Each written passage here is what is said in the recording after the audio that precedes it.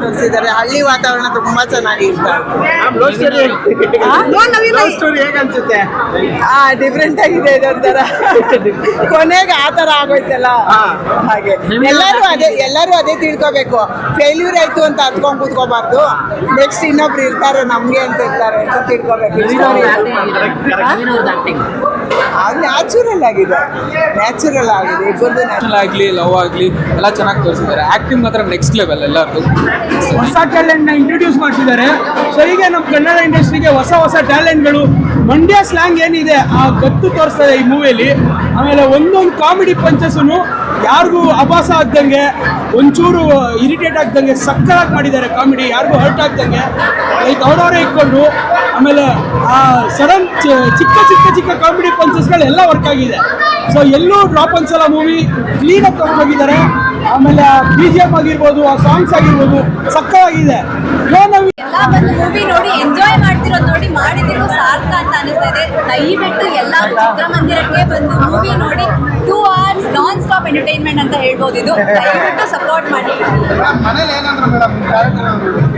ಏನಿಲ್ಲ, ಖುಷಿ ಪಡ್ರು. ಈ ಥರ ಡಿಫ್ರೆಂಟ್ ಆಗಿದೆ, ಫಸ್ಟ್ ಟೈಮ್ ಮಾಡ್ತಿರೋದು ಈ ಥರ ಡಿಫ್ರೆಂಟ್ ಆಗಿದೆ. ಖುಷಿ ಪಡ್ರು.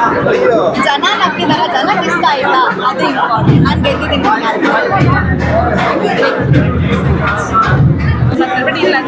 ತುಂಬಾ ಚೆನ್ನಾಗಿತ್ತು.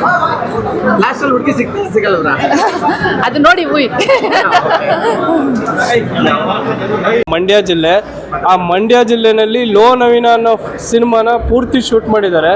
ಸಿನಿಮಾದಲ್ಲಿ ಒಂದು ಒಳ್ಳೆ ಕಂಟೆಂಟ್ ಇದೆ, ಜೊತೆಗೆ ಜನಪದ ಸೊಗಡು ಮತ್ತು ಹಾಸ್ಯ, ಮತ್ತು ಯಾರಿಗೆ ಈಗ ಯೂತ್ಸು ಹುಡುಗಿರು ಸಿಗ್ತಾ ಇಲ್ವಲ್ಲ ಆ ಒಂದು ಮೆಸೇಜನ್ನು ಇಟ್ಕೊಂಡು ಒಂದು ಒಳ್ಳೆ ಸಿನಿಮಾ ಮಾಡಿದ್ದಾರೆ. ಫಸ್ಟ್ ಹೀರೋ ಅನ್ಸೋದೇ ಇಲ್ಲ, ನ್ಯಾಚುರಲ್ ಸ್ಟಾರ್ ಆಗಿ ಮಾಡಿದ್ದಾನೆ.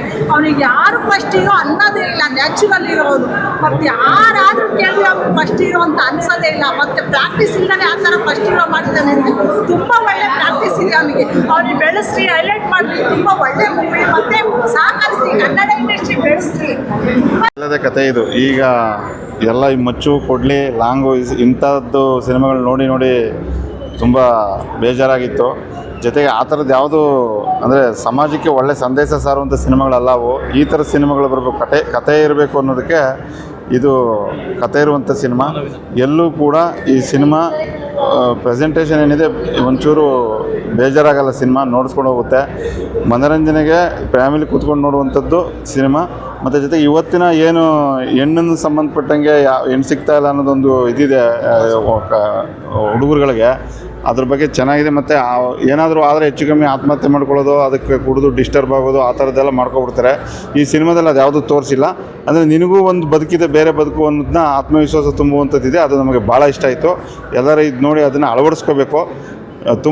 ತುಂಬ ಚೆನ್ನಾಗಿದೆ ಸಿನಿಮಾ. ಈ ಥರ ಸಿನಿಮಾಗಳು ಬರಬೇಕು. ಮತ್ತು ನಮ್ಮ ಗ್ರಾಮೀಣ ಪ್ರತಿಭೆ ಏನು ನಮ್ಮ ನವೀನ್ ಸಜ್ಜು ಇದ್ದಾರೆ, ನಾವು ಅಲ್ಲಿಂದ ಮದ್ದೂರಿಂದ ಇಲ್ಲಿಗೆ ಬಂದಿದ್ದೀವಿ ಸಿನಿಮಾ ನೋಡಲಿಕ್ಕೆ. ನಮಗೆ ಈ ಥರದವ್ರ ಪ್ರತಿಭೆಗಳನ್ನ ತುಂಬ ಜಾಸ್ತಿ ಬೆಳೆಸಬೇಕು. ನಮ್ಮ ನೆಲದ ಕಥೆಗಳು ಬರಬೇಕು ಅಂತ ನನ್ನ ನಮಸ್ಕಾರಗಳು. ಈ ಸಿನಿಮಾ ಬಗ್ಗೆ ಲೋ ನವೀನ ತುಂಬ ಚೆನ್ನಾಗಿದೆ, ತುಂಬ ಆಶಯಮಯವಾಗಿದೆ. ನವೀನ್ ಅವ್ರ ಕ್ಯಾರೆಕ್ಟರ್ ಚೆನ್ನಾಗಿದೆಯಾ? ಲೈವಿನ ತುಂಬ ಚೆನ್ನಾಗಿದೆ, ನೋಡ್ಬೋದು ಸಿನಿಮಾ. ಇಲ್ಲ, ಎಲ್ಲೂ ಎಮೋಷನಲ್ ಆಗೋದು. ಕ್ಲೈಮ್ಯಾಕ್ಸ್ ಡಿಫ್ರೆಂಟ್ ಆಗಿ